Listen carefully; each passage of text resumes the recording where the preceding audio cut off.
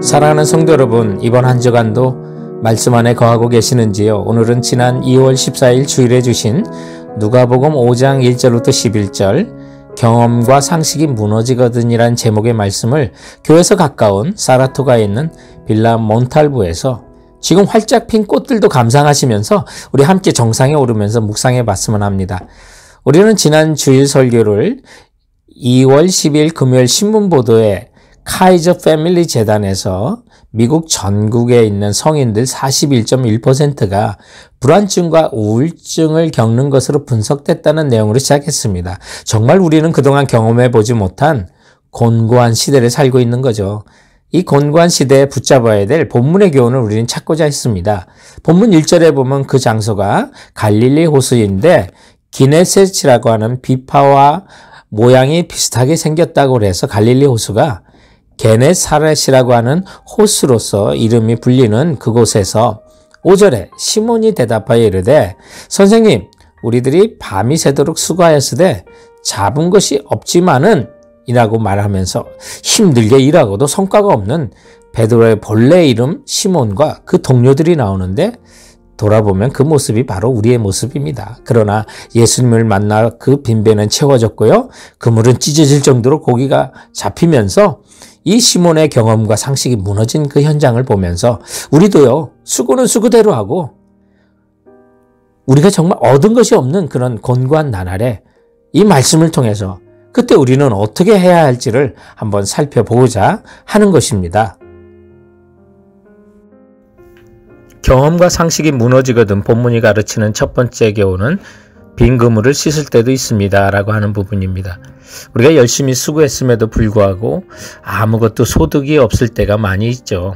물질적일 때도 그렇지만 건강상도 그렇고 정신적인 아픔도 그렇게 찾아올 때가 있습니다. 그러나 이 순간이 오히려 소망이 무너지는 것이 아니라는 거죠. 왜요? 우리에게 찾아오시는 예수 그리스도가 계시기 때문이죠. 그래서 3절에 보면 예수님께서 한 배에 오르시니라고 주님께서 시몬의 고기를 밤새도록 못 잡은 그에게 찾아오시고 빈배에 오르셨습니다.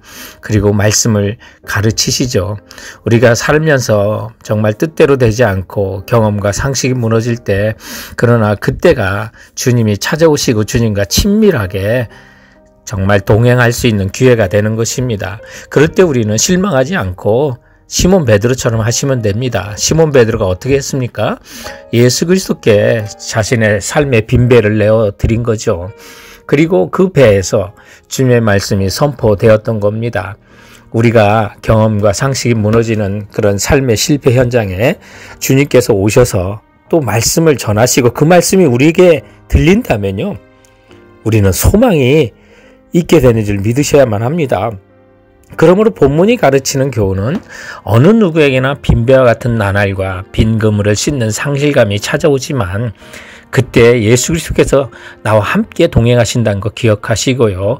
그리고 주님의 말씀이 들리면 우리는 살아날 수가 있는 것입니다. 그래서 어려울 때 큐티가 중요하고 말씀의 통독과 묵상과 나눔이 그래서 더 필요한 거고 예배도 전심으로 드리면서 찬송과 말씀 가운데 주께서 주시는 말씀을 들어야만 하고요. 기도도 전념하면서 주님의 음성을 듣는다면 오늘 시몬의 빈배에서 정말 예수님께서 생명의 말씀으로 채우시고 은혜를 주시고 역사를 주셨던 것처럼 우리의 인생에도 주님 찾아오셔서 말씀이 들리고 그 말씀대로 순종한다면 우리는 다시 일어나게 될 줄로 믿습니다.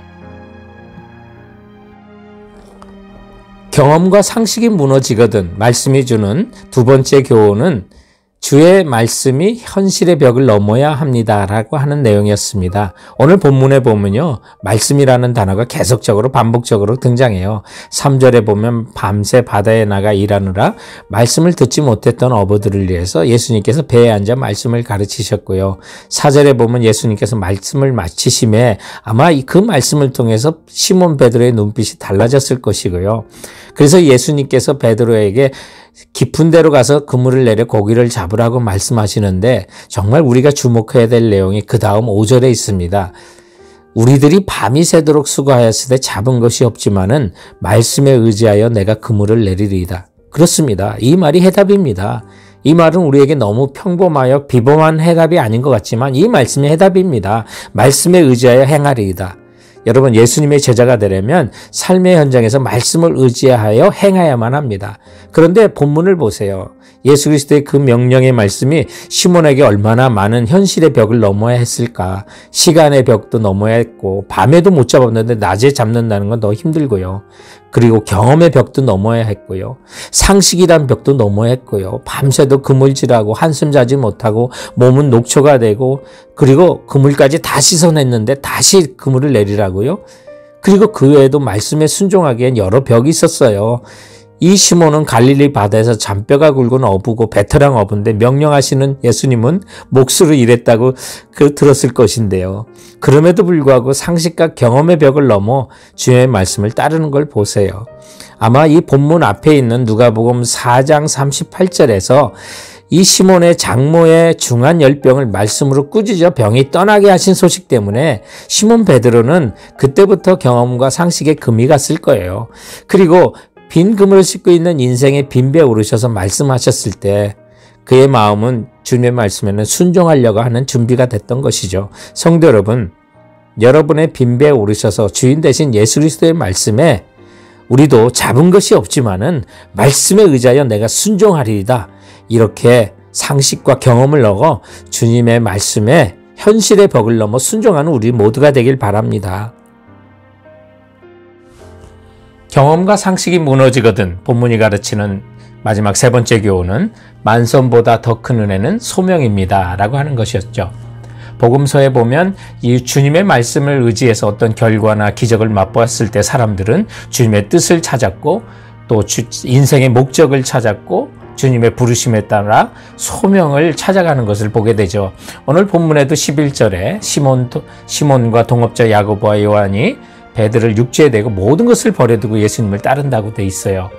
저들은 정말 예수님의 말씀에 순종했을 때 그물이 찢어지고 또 정말 동무들을 불러가지고 그들의 배까지 다 채움에 잠기게 될 정도로 많은 정말 물고기를 잡는 만선을 경험했지만 그 만선보다도 주님의 부르심을 더 은혜로 알고 따라가는 것을 보게 돼요. 그래서 고기 낚는 어부에서 사람 낚는 어부가 되는 것을 보여주는데요. 그렇다면 우리 모두 직업을 떠나 전도자가 돼야 된다는 것을 보여주는 건 아니고요. 이처럼 모든 것을 버려두고 따를 수 있는 예수님이라는 걸 우리에게 보여주죠.